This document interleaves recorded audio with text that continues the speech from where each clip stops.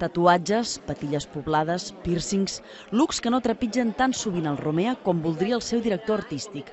Per això s'han pescat un cicle de concerts on directors com Carol López, Ramon Simó o ell mateix dirigiran Pastora, Bruno Oro i Sílvia Pérez Cruz.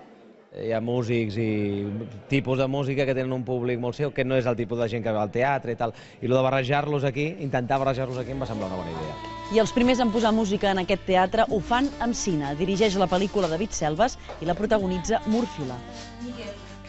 La cantant de rock i el director volen que el públic visqui alguna cosa més que un concert.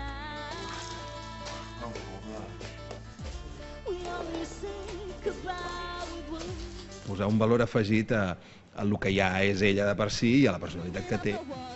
Una personalitat guerrera i una veu versàtil que a la pantalla interpreta una cantant en hores baixes i a l'escenari versiona algunes de les grans dones del pop-rock. Hem fet un mitjmetratge en 10 dies. Sí, en 10 dies i de rodatge en 4, realment. Sí, hem rodat, hem muntat. Però ens ho hem passat realment bé i en la pel·li es veu.